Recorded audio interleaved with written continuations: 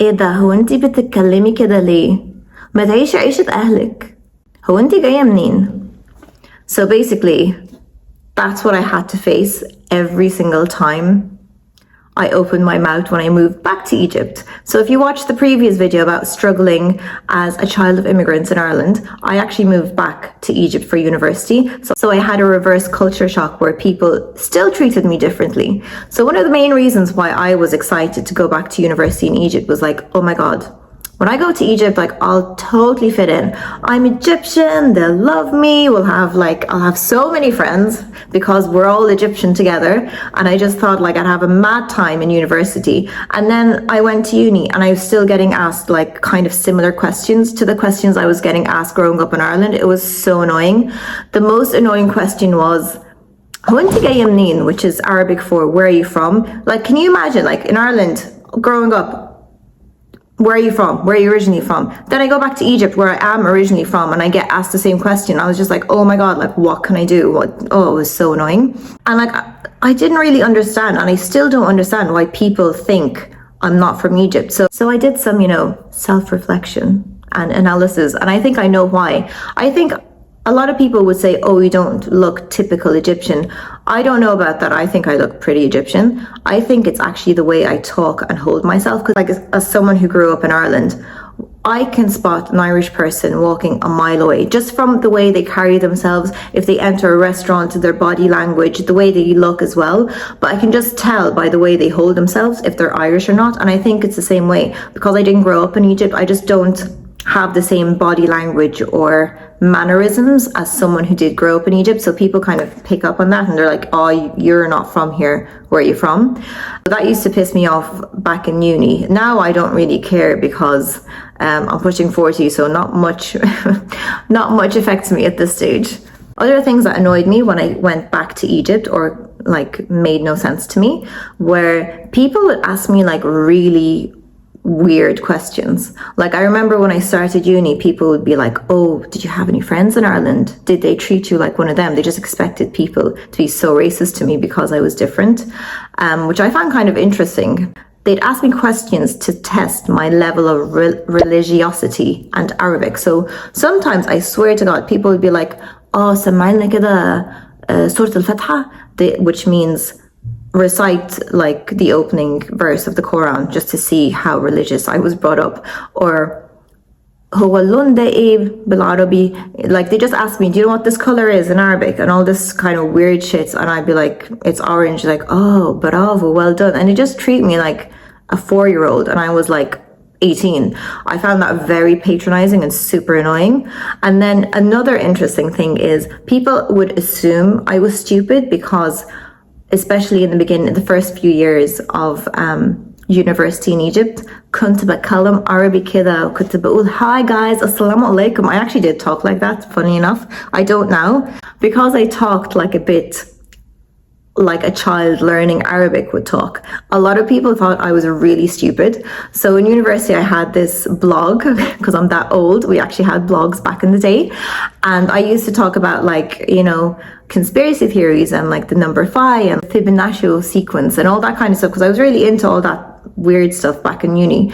So I remember I got this big long message, it was in my inbox from someone, and it went like this. It was like, oh, I've seen you in university, I know you from afar, we're in the same year, we've been in the same uni for a couple of years. I just have to say, like, I really like your blog, you're actually quite smart. I used to think you were a bit thick because your Arabic was shit, but like you're actually, you actually have very interesting ideas and interests. And I was just like, oh, thanks. I actually didn't realize a lot of people did think I was thick. I just thought like whatever. But apparently a lot of people, because my Arabic was so bad at the time, they just assumed I was a bit simple-minded. And that really annoyed me. But I actually think my Arabic now is amazing. I still struggle to do content in Arabic because when I think it is in English and then I have to translate to Arabic. So when I do talk in Arabic, I tend to, talk staccato style or very stuttery. And then I tend to mix up letters, and like mixing up one letter in Arabic is like a catastrophe because it just totally ruins the word or changes the meaning. Another thing I found was quite interesting when I moved back to Egypt was people were harsher to me about like my language skills and societal expectations. So they just expect, because I have an Arabic name and I look Arab, they just expect that I know all the, hidden societal rules about everything, or my Arabic should be better than it is.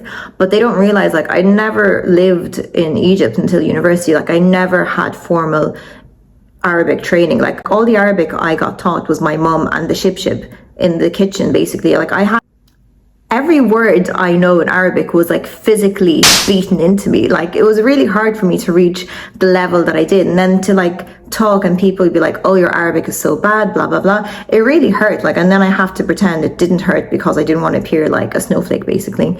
But yeah, it was just so tough. And people's expectations of my Arabic skills were just so unreasonable, because I kind of get it in a sense, because they grew up learning Arabic and English at the same time. So they just assumed that it would be the same in Ireland. Like, the amount of people who'd ask me, oh, how was it learning Arabic in Ireland? And I'm like, bro, we learned Gaeilge. We did not learn Arabic in Ireland at all.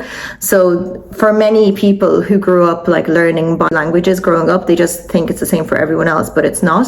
But even then, like, I'm not being mean or anything. Judge an Egyptian's second language, which most likely would be English, and like put them to a super high standard as I would to someone who was brought up in like Ireland and the UK. They'd struggle as well, but like, I'd never call them out on it. I'd be like, oh, fair play, they're learning a second language, whatever. So if you're listening to this, can you stop being mean to people who are bad at Arabic?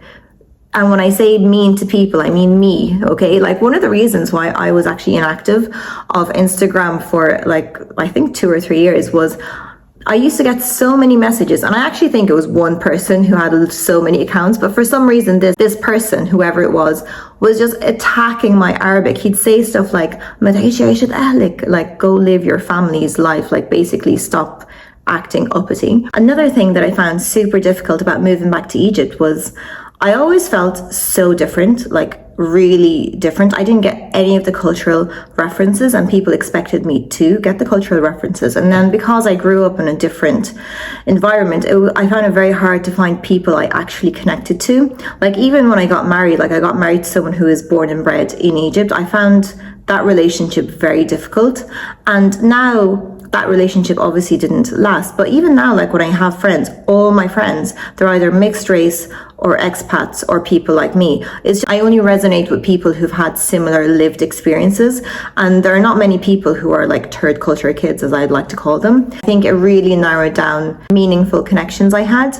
Like, I can get along with anyone, but the amount of people where I actually wanted to hang out with weren't a lot. Also, Egypt is not like the easiest country to live in. Like, have you tried driving here? Like, I still get panic attacks driving here. What really baffles me, okay, is I'd be driving from New Cairo to Maadi. All the road signs would be like, Maadi this way, Maadi this way, Maadi this way. But then the GPS would be like sending me towards the signs that say Muqattam. And I'm like, okay, like make it make sense.